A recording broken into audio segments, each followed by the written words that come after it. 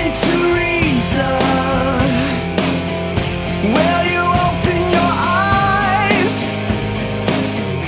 It's a wonder what you'll find with an open mind.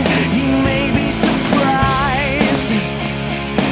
Yeah, gotta get away from this illusion for the sake of the world. This delusion, it's gotta go.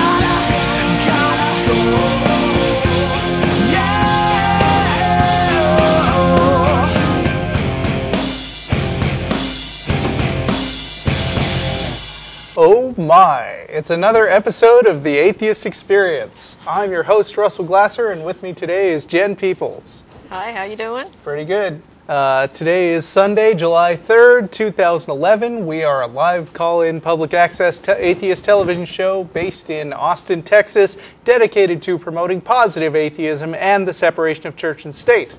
We are also available through live streaming video at ustream.tv. The official Atheist Experience website is www.atheist-experience.com. The Atheist Experience is sponsored by the Atheist Community of Austin, a nonprofit organization which you can find at www.atheist-community.org.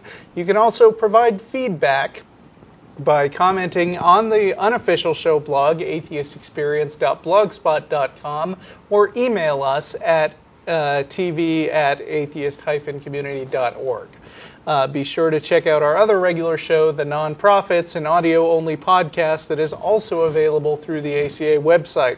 If you enjoy the show today, please come and join us for dinner after the show, beginning around 6 at El Arroyo, 1624 West 5th Street here in Austin. Since it's never too early to start announcing the best event of the year, the annual ACA Bat Cruise will be taking place 3 months from now, October 1st, 2011. And that's all the announcements I have. Okay. Well, actually, we have one more, and that was a request by email from Daniel in Bolivia. He wanted us to give a shout-out to the Bolivian Atheist Society. So if you're an atheist in Bolivia, please check them out. They're on Facebook, and you can find Hey, them up. Bolivian atheists. Yeah. What's on your mind today, Jen? Well, we've had a couple of interesting emails this week. We always get interesting email, but this is particularly interesting because I had one guy suggest, after a brief exchange, that perhaps I would find my faith in some way. And I pointed out to him that when you have evidence, you don't need faith. And so today I'm going to hopefully rob some people of their faith by using evidence to give them some answers. And this also addresses another viewer email that asks basically how do you use archaeological evidence and other historical evidence to basically disprove what's in the Bible. So first of all, I want to address that particular question in that we're not trying to actually disprove what's in the Bible. What we're trying to do is discover what's actually true and separate that from what's probably not true. So one of the things I want to do is use an example to illustrate how historians go about documenting whether something in the Bible is true or likely true or doubtful.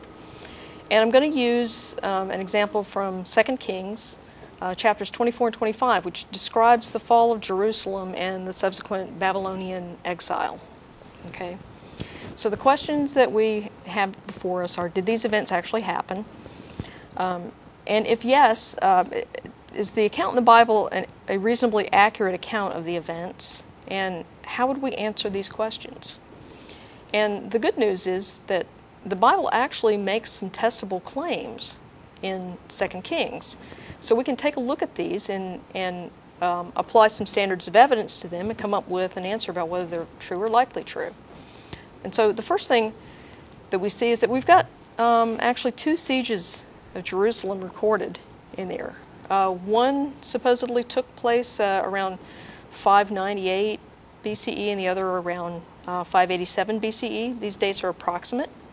Okay? And if we examine the records, one of the things we would do, we talk about extra-biblical contemporary evidence, we could actually go back and look at the Babylonian records. One of the things that you do when you've got an alleged battle recorded is you go and look at what the other side says about the battle. And what we find is that these dates are, and the fact that these sieges did occur, is confirmed by the Babylonian records from before and after the events. And we don't actually have any good records for the second siege, but we've got records from before and after that sort of bracket that and actually document that this did occur. Second, we have the names of the Jewish kings, Jehoiakim and Zedekiah, and these are also confirmed by Babylonian records. Okay, and the fates of both kings that are recorded in 2 Kings is corroborated by the Babylonian records as well. So in the case of Jehoiakim, he was actually taken into captivity and held in prison, and Zedekiah met a particularly gruesome fate. He was actually forced to watch the execution of his sons, and then he was blinded and then taken in chains to captivity. And again, the Babylonian records confirm this. Okay. We also have the names of the Babylonian kings.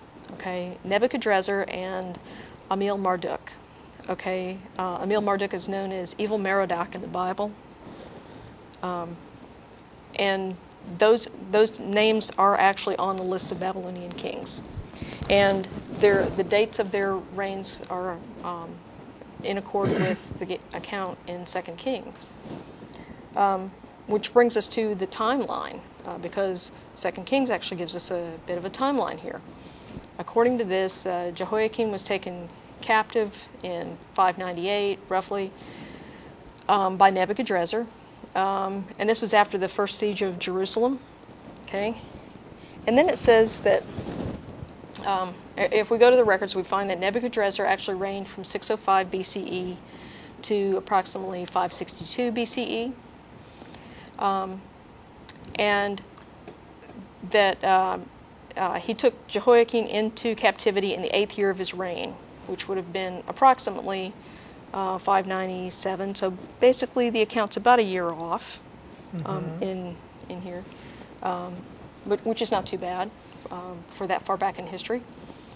Then 2 Kings chapter 25, verse 27 says, "Evil Merodach," which is again is Amil Marduk. He began his reign in the 37th year of Jehoiakim's captivity.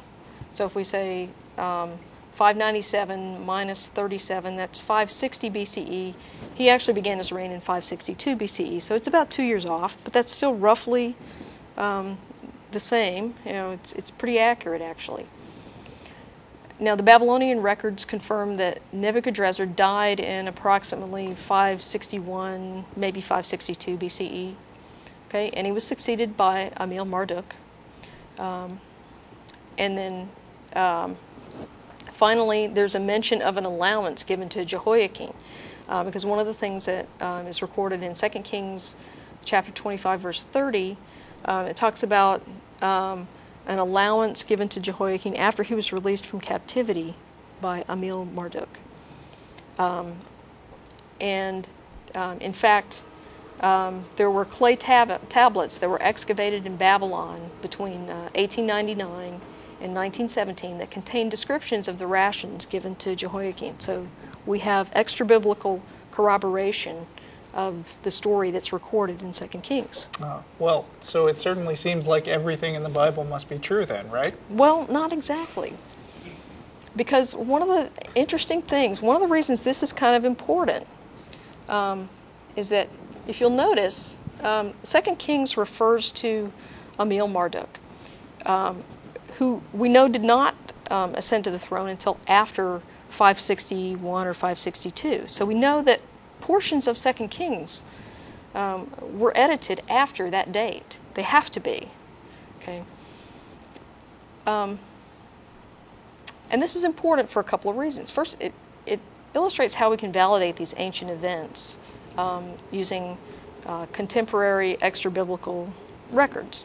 So we've validated this as historical, and we've shown where There are a couple of things that we know about the timeline here, namely that some of these events were recorded after 561. So Okay. when people say to us, "Oh, you just, discount everything in the Bible and nothing would get you to believe," it's important to point out that that's not true. We're Exactly. just asking for corroborating evidence, and then we find Exactly. an event like this where Nebuchadnezzar, I believe, is.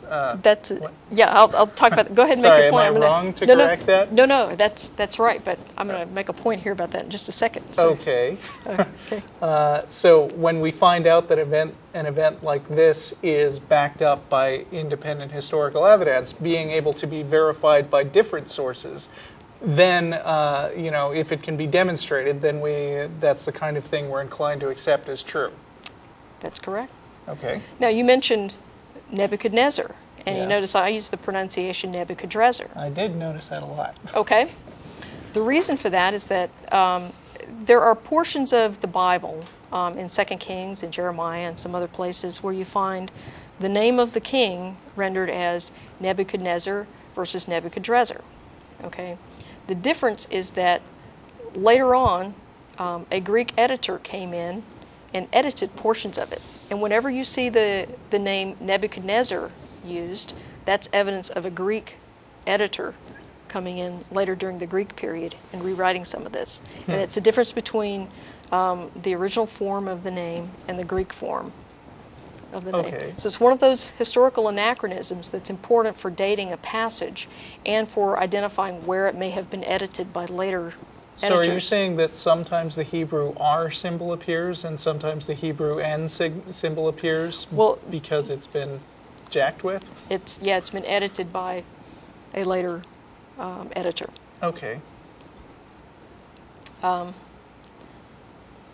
Okay, so again, we're getting back to why this is important, and it's that, first of all, it demonstrates we don't arbitrarily reject what's in the Bible as not historical just because we don't want to believe it. This actually has some historical support. And the method that we use to validate this account would be largely accepted by most Christians out there. They'd say, yeah, sure, it just shows that, the Bible's true. However, this very same method that I just illustrated here can be used to show that other significant events recorded in the Bible almost certainly did not happen. Something like the flood, that's a pretty trivial example to use to debunk. Well, we've got geological evidence that shows that didn't happen. But other things like the Exodus and Joshua's conquest of Canaan, there is almost no evidence at all that supports any aspect of those accounts, and there should be. And so those two can be shown to be very doubtful. Okay. But the other reason this is important is that there's actually a prophecy connected to this story in 2 Kings. And that prophecy is in Isaiah chapter 39, verses 5 through 7. Okay. And the passage itself, as well as some historical accounts in Isaiah, were lifted directly from 2 Kings. I'll tell you what the prophecy says. It says, "Listen to the message from the Lord. The time is coming when everything you have, all the treasures stored up by your ancestors, will be carried off to Babylon. Nothing will be left, says the Lord. Some of your own descendants will be taken away into exile.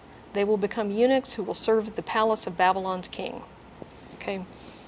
Now that, at first glance, that appears to be a fairly accurate prophecy of the fall of Jerusalem and then the subsequent Babylonian captivity.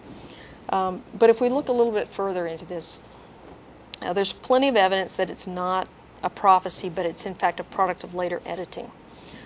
First of all, the account in Isaiah before that, Isaiah 36 through 39, presents some garbled history concerning the Assyrian siege of Jerusalem, which occurred before the Babylonian siege, the Assyrian king's assassination by his own sons, and then the arrival of the Babylonian envoy to Hezekiah, who was the king that this prophecy was delivered to by Isaiah. Okay. The Babylonian envoy arrived to draw Hezekiah into the rebellion against the Assyrians. Okay. The problem with this account, and again, this was lifted straight out of 2 Kings, it's getting the history exactly backwards. Okay. Now, getting history wrong, it is not exactly consistent with divine authorship here, and so that casts significant doubt on the accuracy of any subsequent prophecy. What it is consistent with is later editing, say sometime after 560 BCE, by a very human and non-divinely inspired author who may have been, by that point, unclear on the exact sequence of events that occurred about 100 years ago.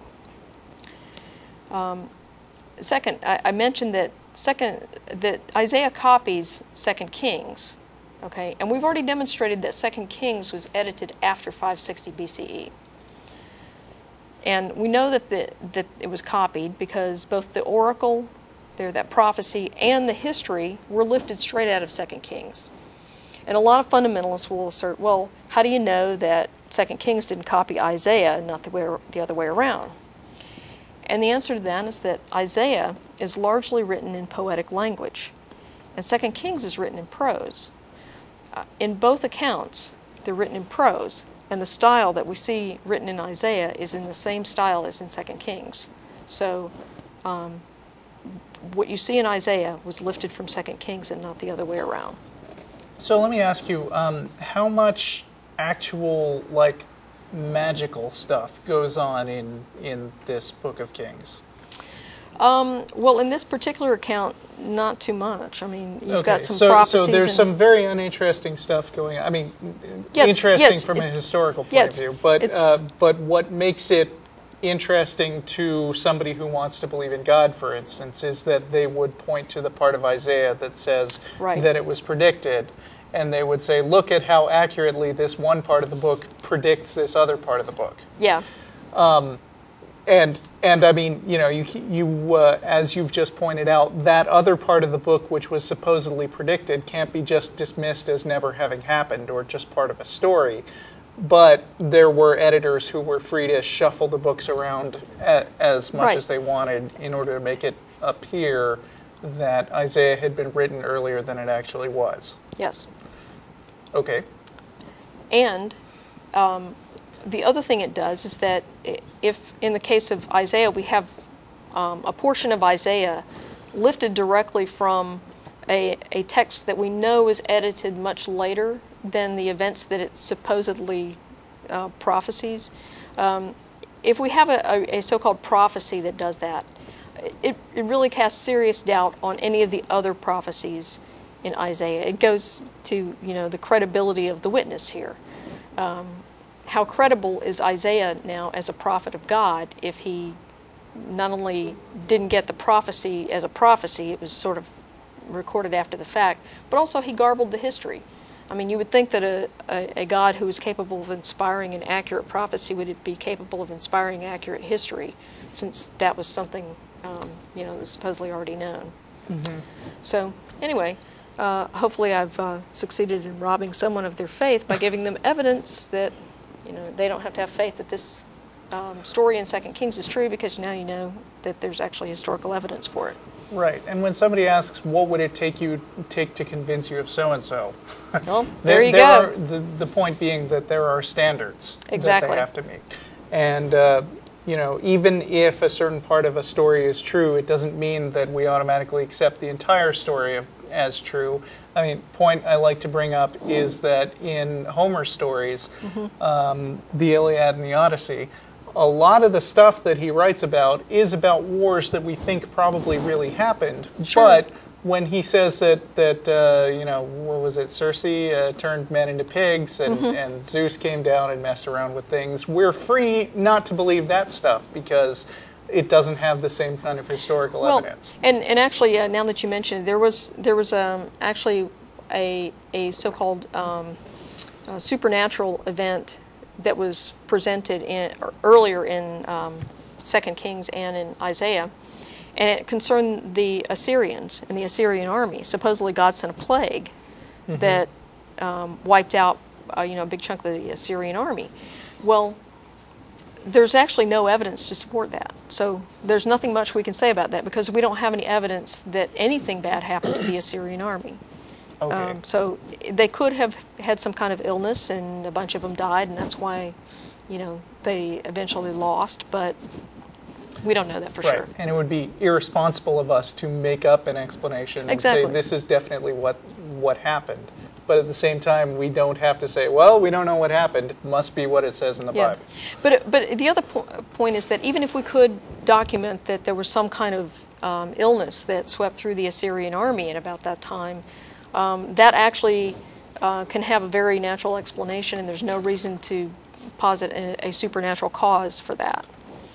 Disease was fairly common in armies throughout history, so that would be a perfectly ordinary claim to make. Okay. So anyway, that's what I have today. Hopefully that was interesting. All right. And I guess we can get to callers here. Thanks. Time to start with calls. And actually, it looks like quite a few theist callers are lined up today. Very good. That's good news. So we're going to start with Bill from Boston, Massachusetts. How are you, Bill? Good. How are you? I'm fine. Good. So I wanted to start with a question. What type of coffee do atheists like to drink? Whatever they want. Yeah. The reason I ask this is I actually have a few friends that host a radio program or internet program called We Still Believe, and you can find out about it at westillbelieve.org. Okay. And they have a challenge to atheists where if you call in and debate them a little bit or ask questions about God, they'll give you a $5 gift card to a coffee shop. So I thought I'd plug that real quick. Okay. Well. That's a very generous offer. Mm-hmm. Are they that desperate for callers? Because people call us all the time without us giving them free prizes. Yeah. It's kind of a new show, so. Okay. Well, okay. I mean, best of luck to them. All right. So I have what I believe is proof for the existence of God. Okay. Okay.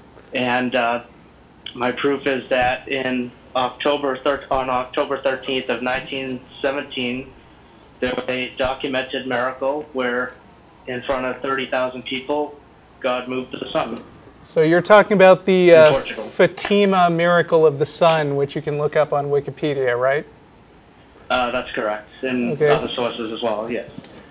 Tell me how you know that these 30,000 people saw this thing. I mean, where did you hear about this?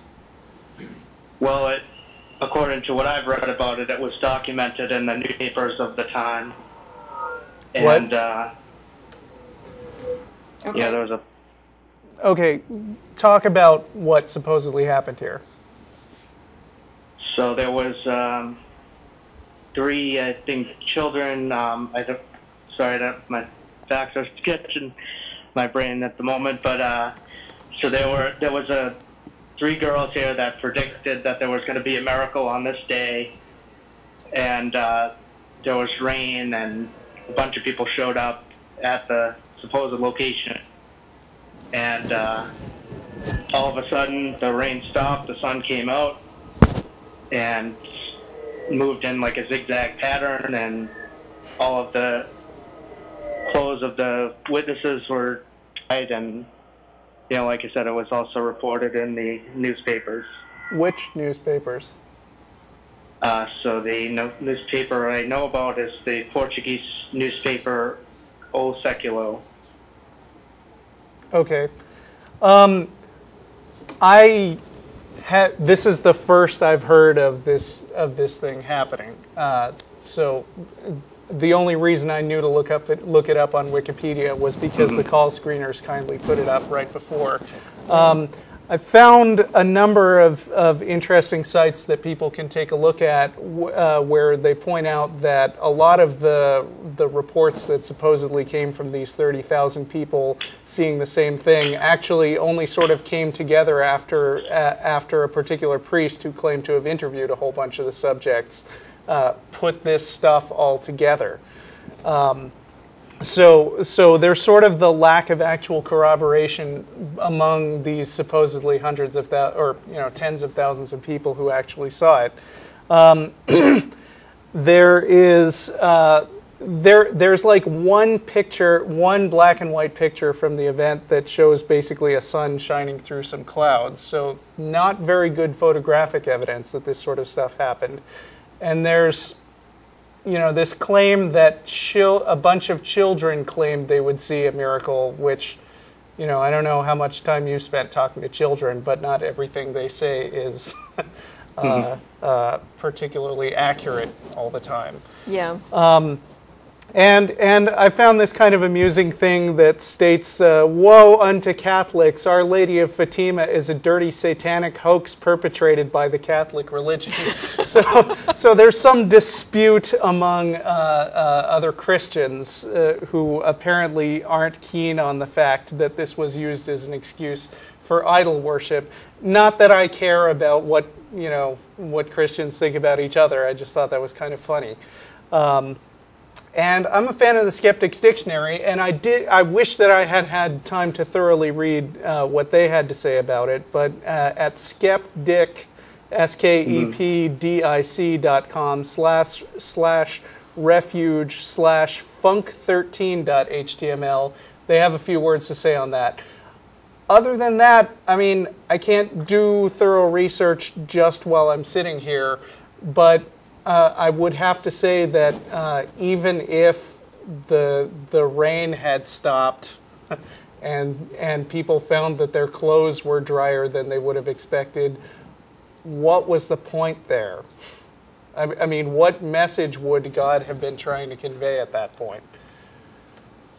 I'm not quite sure. Well, I mean... Just that he's God, I don't know. Right. I mean, that's the problem.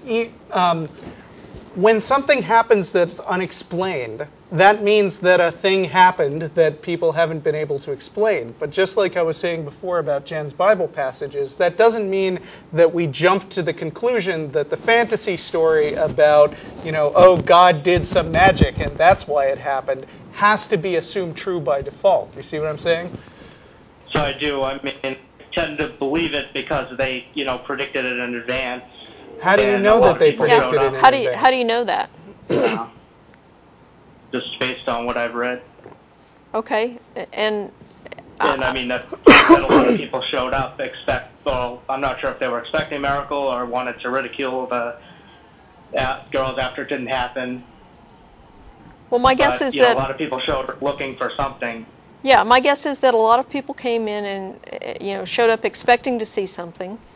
And when you have people emotionally primed to see something, a lot of times they will see something. And they will see something that isn't necessarily real, but is, you know, basically what they've been primed to see. This is well documented. It's sort of it's a kind of mass hysteria that goes on. And some people, especially those who've been indoctrinated to believe religious claims, are especially susceptible to these kinds of suggestions. It's happened in Mexico before. It's happened in places all over the world where people have said, oh, you're going to witness a miracle. And they show up expecting to see a miracle, and, you know, they do. But it didn't really happen. Okay. All right. I mean, I'll certainly look at the arguments against it or what skeptics have to say about it. I mean, I am atheist, but I honestly, I am open to persuasion. So is this the thing that convinces you that God is real? Well, I mean, I was raised Christian. You know, I'm a Roman Catholic, and you know, I kind of at the beginning, maybe for the first 20 or so odd years, I'm like 27 now. I didn't really question the existence of God, and then when I listen to this program and I read things online, you know, I looked for something that confirmed God exists, and you know, this was something that was brought to my attention. Well, if I were looking for confirmation that there were an all-powerful being who created everything and answers prayers and takes an individual interest in every single person on earth and their lives and issues these orders, I would be looking for something a lot stronger and more direct than the kinds of things that happen that that are either, I mean, they're so rare that we can only point to something that is poorly documented and have happened a long time ago, as opposed to them happening all the time. And so they become impossible to confirm, or they're so mundane that people could interpret them as not something from God. As, for instance, we hear sometimes from people saying things like, oh, I prayed to God because my car keys were missing, and then I found my car keys. It's not that we're opposed to being introduced to evidence that there's an ongoing presence of God in the universe. It's just that, you know, we're inclined to be especially skeptical about unusual claims, which doesn't mean that they can't be shown. It just means that the standards of evidence, that the corroboration needs to be at least as good as what Jen was just showing as evidence that Nebuchadnezzar was real. And we don't even have that is the problem. Yeah. Okay, well, I'll let you guys get on to some other callers. I appreciate the time. All right. All right. Thank you Thanks very for the much call. for calling. Bye. So next we have Jacob from Lafayette, Los Angeles, and that's Louisiana. online. Oh, Lafayette, sorry. Louisiana. Yeah. That wouldn't be right. L.A. Yeah. Louisiana, on line 4. There you are. Okay. Hi. Can you hear me? Yes. Okay, Russell on the right, correct? Am I?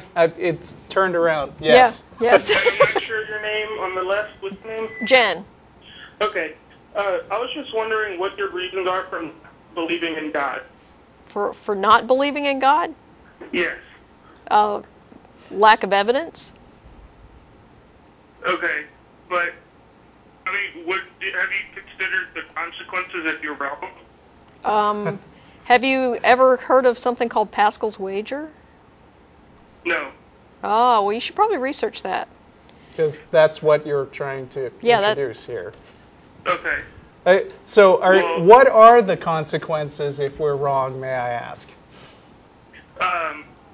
Well, if you're wrong, then you go to hell, and if you're not, if you choose not to believe in God, and you're wrong, then you go to hell. But you could just choose to believe in God, and if you're not wrong, then you go to heaven. Okay, Well, let me correct you on something, okay? I don't choose to not believe in God, okay? Belief is not a choice, okay? It's not that I don't want to believe in God or that I choose not to. It's that I don't believe in God. And I don't believe because no one has ever presented sufficient evidence. And every piece of evidence I've examined leads me to the conclusion that most likely no God exists.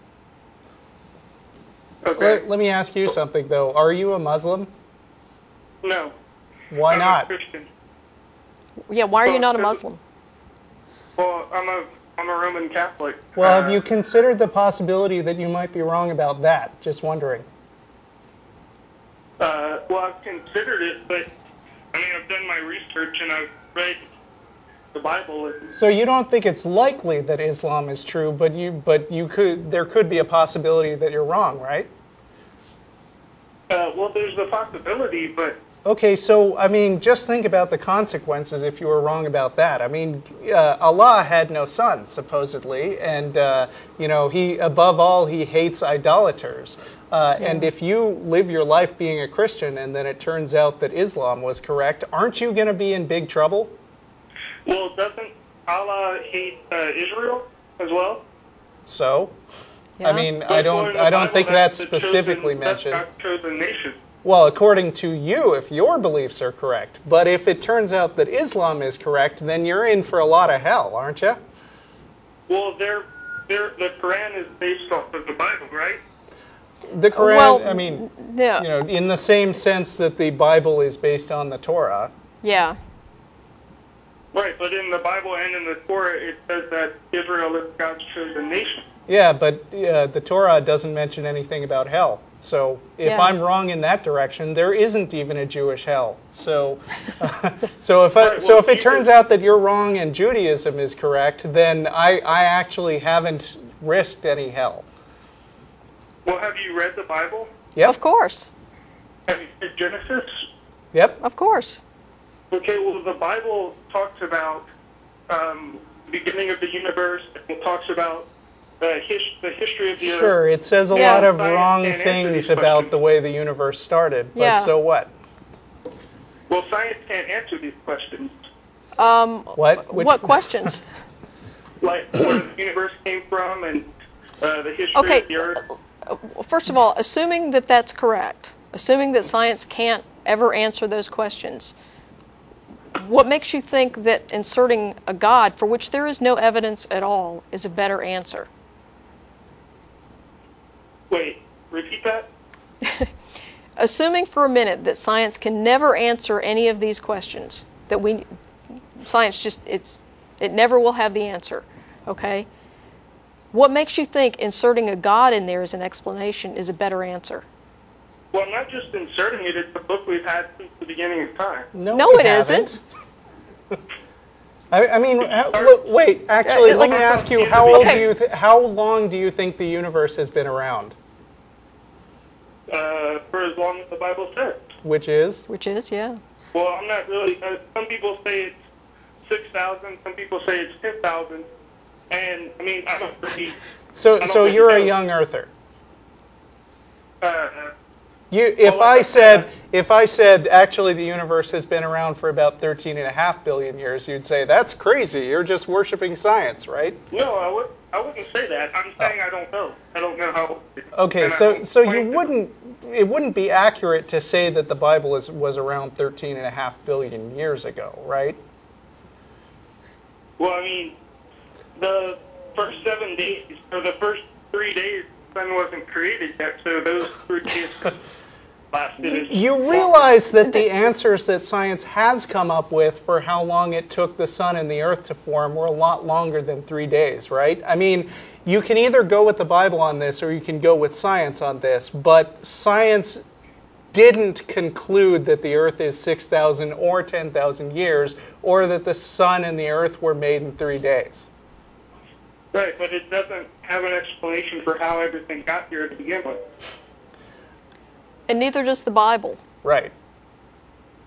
Wait, what'd you say? I said neither does the Bible.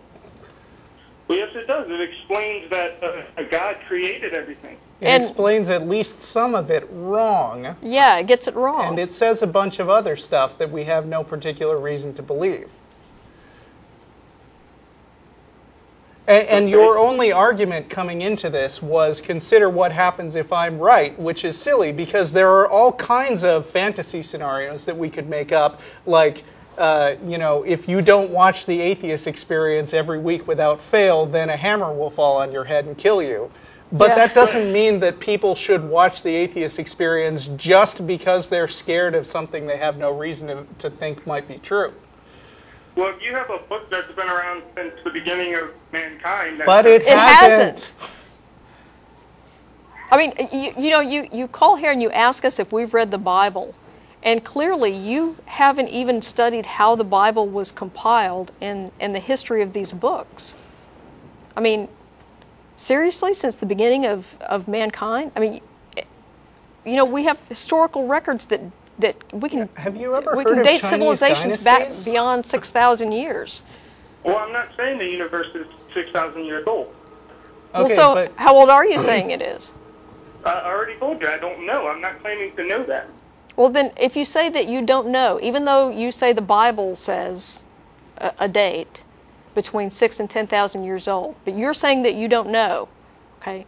What's wrong with saying I don't know for other big questions? Well, the consequences What consequences? of being wrong. So what if you're we wrong? should be Muslims then? Well, because I already told you, I am more convinced by the Christian Bible than by So the we should by the just Quran. believe you and not the other people because you said so. Yeah. No, I'm not saying you should believe me just because I said so. I'm asking why you don't believe in one of them or one that convinces you. Because You there's know, not a just- good reason to. Yeah. Okay. Well, I wasn't trying to convert you. I just really wanted to know Okay. why y'all did. Well, now you know. Okay. And knowing is half the battle. Yes. Vaughn from Houston. Hello. Hello. Hi. Hey, I was on the show a few weeks ago. Yeah? Yeah. Russell, you remember me, right? Yeah, I mean, you sound familiar. Remind me what we talked about real quick.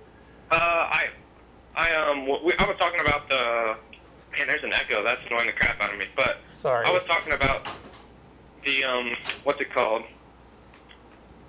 The anthropic principle and so forth. Right, maybe okay. maybe a quote-unquote designer universe. And then I got cut off, not by y'all, but just lost connection. Oh, yeah, okay, I remember now. Anyways, I'll talk about what I want to talk about in a second. But we're going to go ahead and comment on the last caller. It seemed as though, I wasn't listening too closely, but it seemed as though y'all were implying that the Bible necessarily states that the universe is 6,000 to 10,000 years old. No, that's what he says. That it says. Oh, okay, but y'all, I don't. As far as I remember, y'all didn't. I will agree that if you're someone like Hugh Ross, who I think you brought up last time, you can. No, hey, well, I didn't. I said I didn't respect Hugh Ross that much myself. Okay, so. but I mean, you mentioned him, and he's actually a good example of somebody who can stretch a point and say, well, when they said day, they didn't really mean day; they meant period of time. And a lot of people legitimately believe that God exists, and the Bible is sort of accurate, and day really means long period of time, and therefore Right. they accept the scientific answer. So yeah, Right. I wouldn't say that you have to be a young earther. Right. Okay. I just got to throw that out first. Okay. Anyways, second of all, another guy commented on this, and he was throwing out that Pascal wagers bull. And I would also like to ask the same question, but then elaborate on it. What specific reason do you have to believe that God does not exist? The same as the reason you have to believe that the tooth fairy does not exist. Okay. I mean, you don't go like launching a full-out investigation about whether there's a tooth fairy because there's no particular good reason proposed. I mean, other than what your parents say when you're young and gullible. Yeah. There's no. I mean, it's like the tooth fairy could exist, but the person who is claiming that the tooth fairy exists would have to bring the evidence that there is one. Okay, now I would agree with you on that, but if I remember correctly, at the beginning of the show, y'all said that the show supports positive atheism. Is that correct? That's correct. You and I did a show about that. Yeah. And on popular, or I shouldn't say popular, official definition is that positive atheism is a positive belief that no God exists. I don't think that's. Sorry? I think Jen and I actually disagree on what it's meant to mean. On the very website that you and Matt Dillahunty started, that's exactly how it defines it. Well, we didn't start it, but does it? It When probably does. The positive atheism. Okay, go ahead. What it means is that the statement that some God exists is false. If you believe that the statement "some God exists" is a false statement, that's a positive atheist. Okay. Right. Now, as far as I'm aware, though, positive atheism, strong atheism, etc., is actually a claim to knowledge, though. It's not simply a lack of belief; it's a positive belief. It's an affirmative belief, but it's not necessarily a claim to knowledge. Well, a positive belief in itself is a claim to knowledge that the statement is false. I actually want to break in here. I Okay. mean, I know we disagreed about this last time, but what my familiarity with the slogan of the atheist community of Austin is that when we originally started saying promoting positive atheism, we meant in a positive way. Getting out there, talking to people, being friendly, engaging people. So I can respect that. Here in front of the audience that we're watching here, I'd just like to know, are y'all personally strong atheists or weak atheists? I'm a strong atheist. I consider myself a weakish atheist.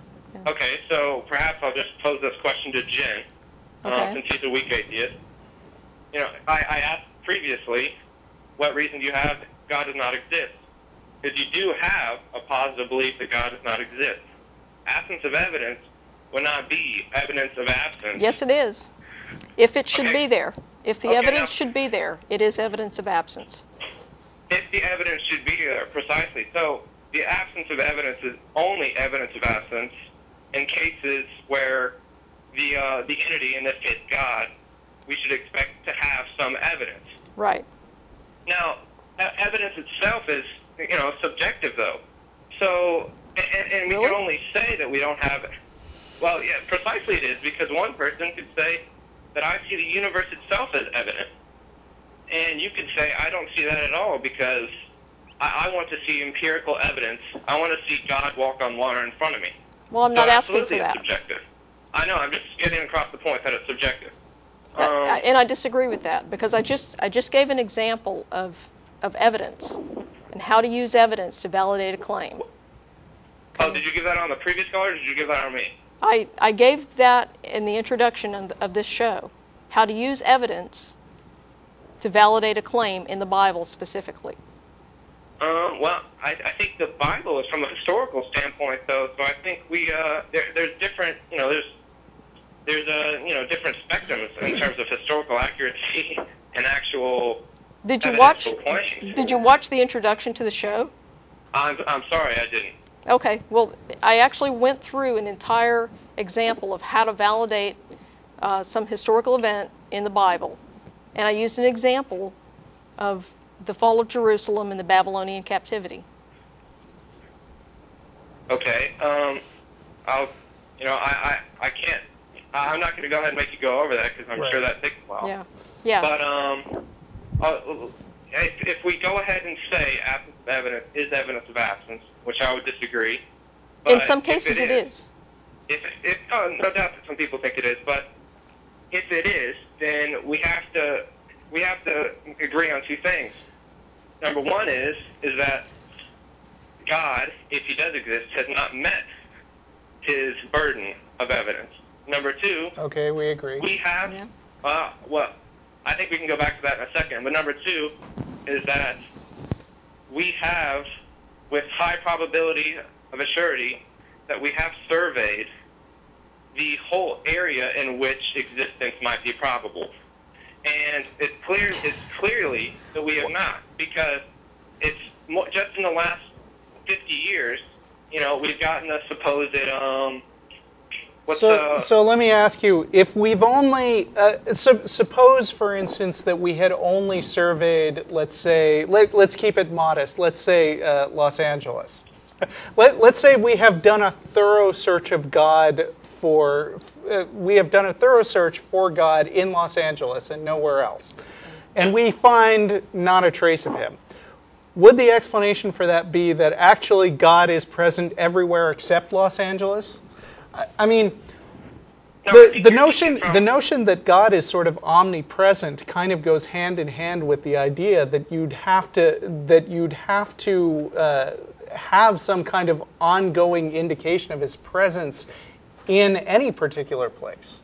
Well, here's two things, though. And I mean, given that our knowledge is limited to the earth, especially since Christians tend to claim that the earth is of special interest to God, it would be kind of odd to try to make the case that, well, we haven't found any evidence of God here on earth, but maybe he's just everywhere in the rest of the universe, and kind of, there's a godless bubble around earth somewhere. Right. Now, I understand what you're saying, but it seems like you're looking at it from a specifically naturalistic point of view. Well, what other... Well, hold on. Well, you're looking at it empirically, where you're saying, theoretically, if you lived in Los Angeles, I don't see God. But by God's very definition, he's immaterial. He would not be a material being within Los Angeles. So when I make... Sorry. Can I continue that real quick? Go ahead. Go ahead. Okay. So when I talk about surveying the possible field of evidence, that's not necessarily, I'm talking about materially within my room, within my city, within my world. Mm-hmm. I'm speaking of, and clearly y'all embrace science, I'm speaking of perhaps future, physics discovery, mathematical discoveries. For example, Okay. In astrophysics, it's become commonplace for most physics today to postulate the early inflationary area of the expansion of the universe after the Big Bang, right? There's absolutely no evidence I'm not a for that. cosmologist.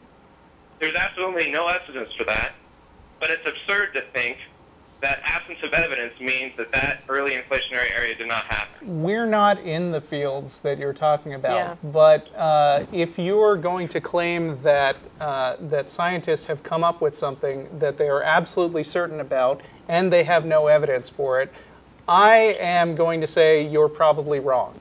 Yeah, I would consider that an extraordinary claim. Yeah, wait, I I'm sorry, think can you that repeat that again? you're most likely not comprehending the science, and either Yeah. the claims are not as widely universally accepted as you're saying, or the evidence is better than you're leading us to believe. No, what I just said. No, that's Okay. you know, that if you look more into it, it absolutely is. If you look at from evolution, there's certain time periods when there are no fossils. It's absurd to think that the absence of evidence for those fossils means that there are no fossils. That's irrelevant. I mean, I would think it's absolutely relevant. what I mean, first of all, if Jen asserts a belief that there is no God, that doesn't mean absolute certainty that there is no God. Am I right? Right. I mean, there is no. That's an important thing about science in general, is that there is no generally stated absolute, positive, 100% certainty about it. There's only, let's take all the evidence, weigh it up, and what does it best support? And then they tend to go along with the thing that is best supported. So in the case of, is there God or is there no God?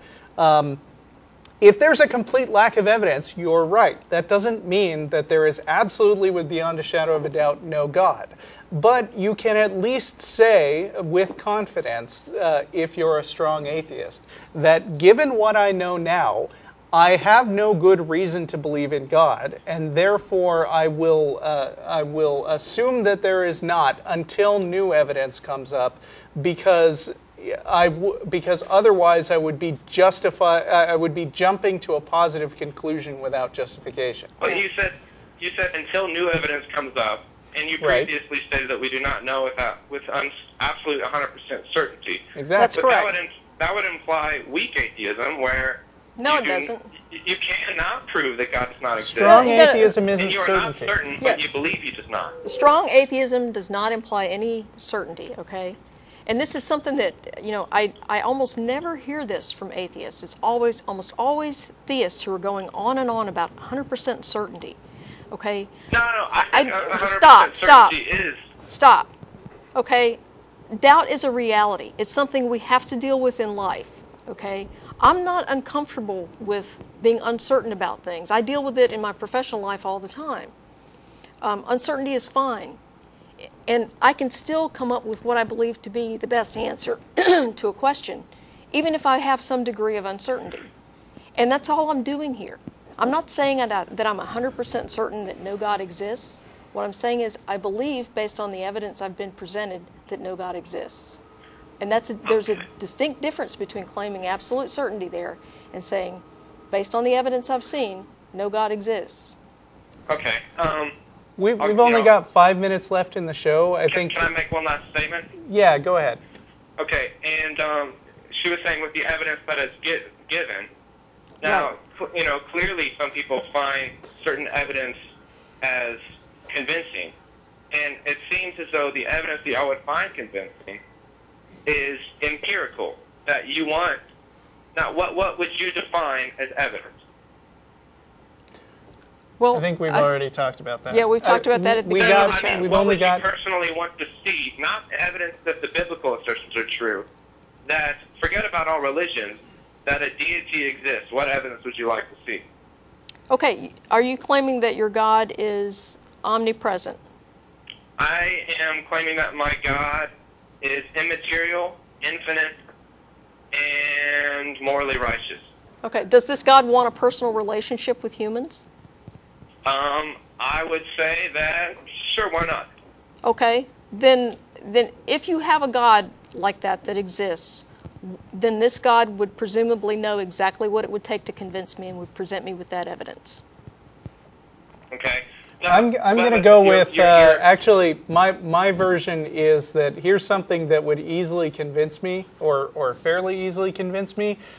In The Hitchhiker's Guide to the Galaxy, the Vogons, in announcing that they were about to destroy the Earth, did a worldwide broadcast where every single TV spontaneously came on. Yeah. Every pool of water, everything that could convey an image, suddenly displayed the Vogons, and they explained exactly what they wanted, and it was repeatable among everybody. So I would say that if God could be as good as a Vogon, yeah. that would do it for me. Yeah, that would actually be pretty cool. It would be pretty cool. But I want to take one last call, and you're welcome to call back next week. I'm sorry. No. We can't hang on to you just because you really, really want me to. Yeah. But, I mean, you know, I wanted to give you as long as possible. We're going to bring this show down with an actual atheist caller. Okay. Even though, believe it or not, we had the option of just filling it with wall-to-wall theists today. Okay. So the control room is telling me that this is pronounced Miriam in San Francisco. Say that again. Miriam. Okay. Miriam, okay. Just, you got 3 minutes, and I'm sorry, we'll take you after the break. Okay, I'll be really quick. Basically, I have a very fundamentalist Christian sister, and I love her. We come from a very close Hispanic family, and it's just one of those situations where it's hard to be with each other because even though she loves me, sometimes she'll make comments, like, for example, towards a boyfriend, saying, how can he overcome that you're an atheist? Isn't he afraid that he's condemning his immortal soul to hell by dating you? Things like that. I mean, it's hard to be around someone who makes comments like that, even though I really love her. And I actually got a good laugh about that one when she said it. Have you talked to her about this? Yeah, I mean, I have, but it's like, because it's hard because it's almost like she doesn't want to be hurtful, but can't help her it. beliefs she just and keeps everything, doing it makes her. I mean, you know, basically, this is pretty disrespectful of you, and I think that, you know, it's probably worth having another conversation and pointing out to her how disrespectful this is, and that you're not doing the same thing to her. You know, you're not saying, oh, you know, how can you go to church? How can you believe this? I assume that you're not doing that anyway. I mean, I'm pretty vocal about what I think, but I'm trying to have a better relationship with her just because I have a nephew and I want to be in his life and I don't want her to feel like she's going to have to withhold. Real quick, I want to get something out before we run out of time, but if you'd hang on, we can talk to you a little bit after the show. I was listening to Savage Love podcast the other day, and he was talking to a caller who was trying to come out to her family as gay. And what he said to her was basically, go ahead, tell him, it won't get any easier, and then give it a year for you to squabble and fight, and see if things are better in a year. They often are, but if they're not, then you have a little more information to know whether this is a viable relationship to keep up. Okay, we're out of time. I'm sorry. Okay. Bye. All right. Bye. Hang on.